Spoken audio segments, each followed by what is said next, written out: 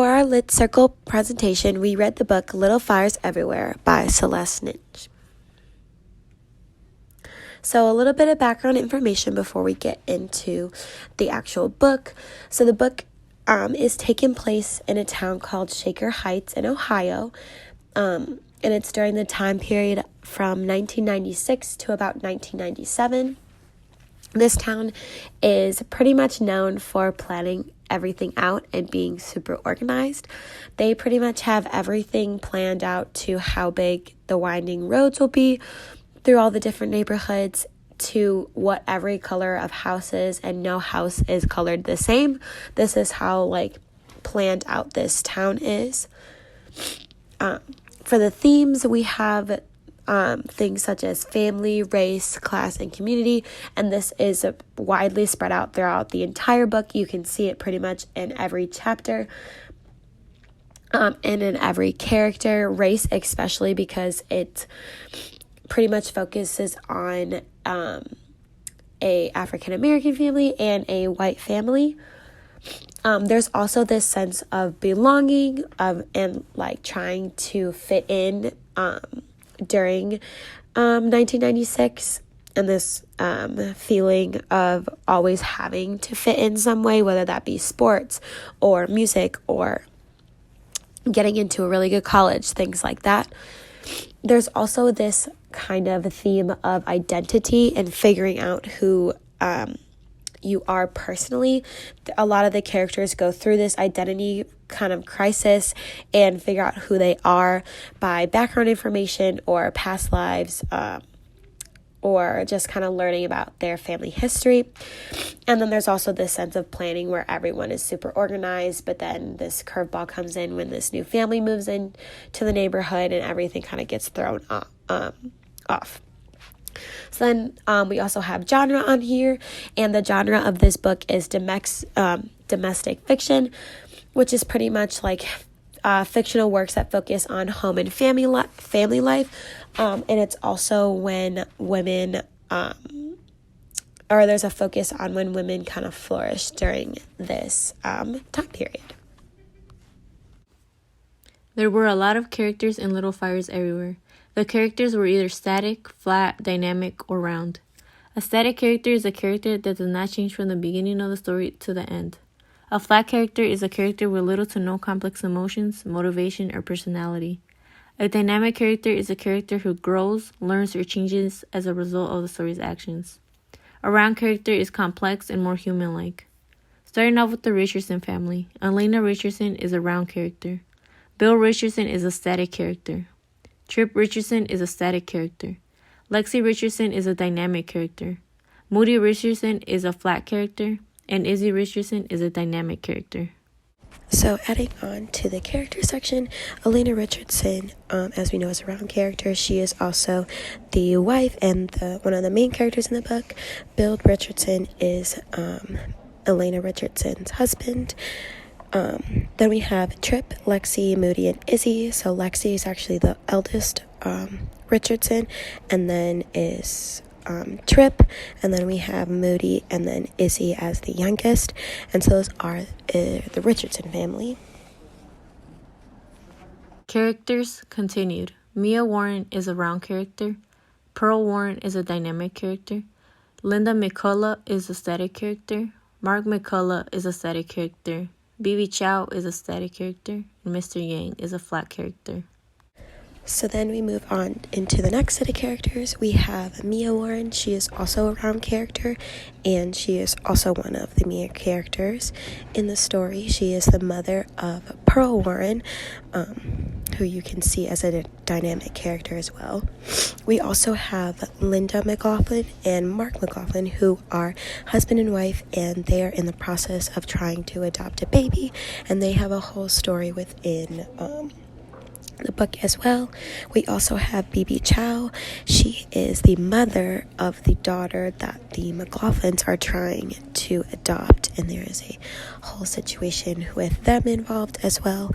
And then we also have Mr. Yang, who just so happens to be someone that Mia knows and is also B.B. Chow's lawyer in her custody trial against the McLaughlins. All right, so now we're going to move on into the plot, and this will be a better understanding after you guys have gotten an idea of who the characters are. So we have our exposition, which is when Mia and Pearl move into Shaker Heights, which is obviously in the beginning of the book. And then we move into our rising action. So it kind of starts off with Mia and Pearl become part of the Richardson household and actually integrate themselves into their lives. So going to the same school, doing the same hobbies, going to parties, being kids, doing family activities, neighborhood things, you name it, they pretty much integrate their lives together. Along with that, Mia and Izzy is Mrs. Richardson's youngest daughter. They end up forming a relationship and a bond over their love of art and being creative and seeing creative things throughout their daily lives.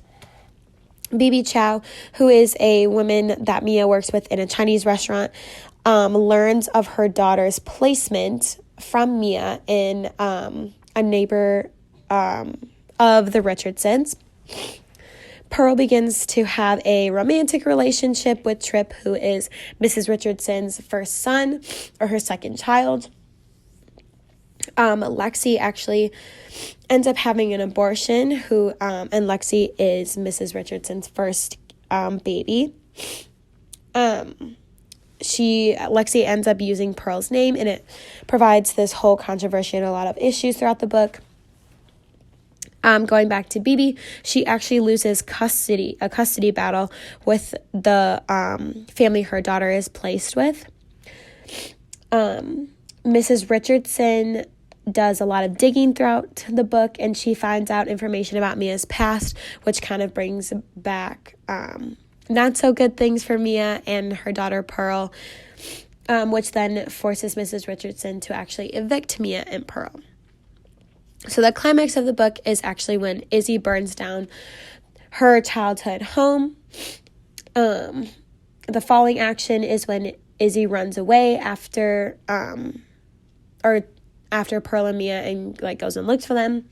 And then Bibi actually kidnaps her daughter and they return to China. And then the resolution of the book, so the ending of the book, is Mrs. Richardson realizes that she has lost one of her daughters, and in this case, it is Izzy. I'm now going to talk about point of view. So this story is written from the point of view of third person omniscient. So the story is told from different viewpoints. Actually, it's told from almost every character throughout the book. We get to see inside their thoughts and their minds. So Mia Warren and Mrs. Richardson are two of the characters that we get to see their perspectives quite a bit, but we also get to see Mia's daughter Pearl's thoughts quite a bit, as well as all four of Mrs. Richardson's children. So as I said, this third-person omniscient point of view allows readers to see the book through the perspective of almost every character throughout the book. One thing I liked about this is characters do not get to see the story through everyone's perspective the way the readers get to, so we get a better understanding. The narrator is also able to express everyone's identity and sense of belonging throughout the book as they grow. So this third-person omniscient point of view helps the readers to see the growth of the characters more because we can see how their thoughts evolve. Moving on to literary devices. So a big literary device used in this novel is symbolism, and a notable symbol in the novel is fire. So fire can symbolize, specifically in this book, it symbolizes loss and new beginnings. So one of the character, Bibi, her baby, is left at a fire station. This was obviously a loss for Bibi, but a new beginning for her baby, Mei Ling, to have a proper family and home. Another example of this is when Izzy burned down her home. She wanted to leave her family and community. She wanted to start a new life far away from Shaker. Another thing that fire can symbolize is chaos. So a lot of little things happened in this book to create this big chaotic situation, which can be symbolized by fire. Another example of a literary device is irony, specifically dramatic irony. So like I said in the last slide, this book is written in third person omniscient, so we can see the story from a lot of characters' perspectives. So because of this, we know a lot of things that certain characters don't know. So for example, when one character has an abortion in this book, the mother finds out. However, she thinks it's actually another character that has the abortion, and we as the readers know that it was in fact her daughter. So I have this quote here that goes back to the fire symbolism. That's from the book that says, "Sometimes you need to scorch everything to the ground and start over. After the burning, the soil is richer and new things can grow. People are like that too. They start over, they find a way." Going off of the quote that was just read, for a lot of us, I think that this quote demonstrates kind of what Izzy ends up doing to her childhood poem and burning it to flames, because this is something that Mia had told her to do, and she kind of took it to heart a little bit too much. But we definitely had agreed that as a group that this was a great quote to use, because it demonstrates the dramatic irony that we were kind of looking for throughout the book. Okay, now I'm going to talk about some of our favorite scenes from this book. So one of those scenes was the final confrontation between Mrs. Richardson and Mia. So this scene showed how different Mia and Mrs. Richardson really are.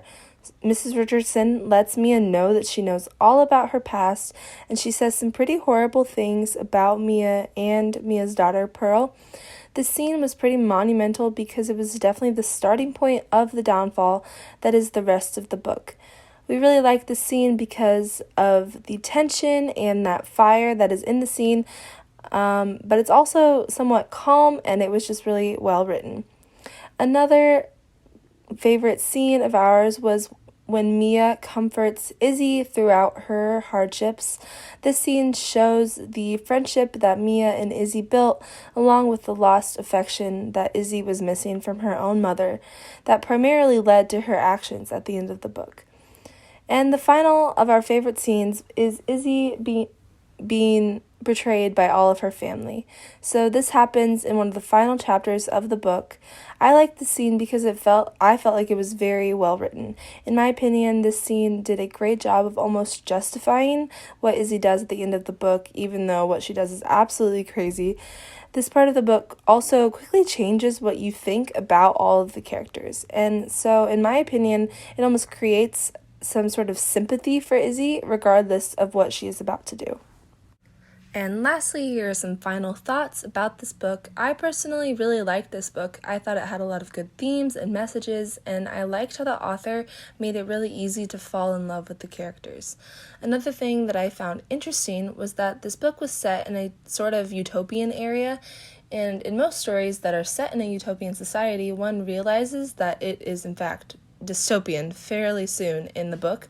However, in this book, you still kind of feel like it's a utopian town until the end, so I liked that that was different from other books.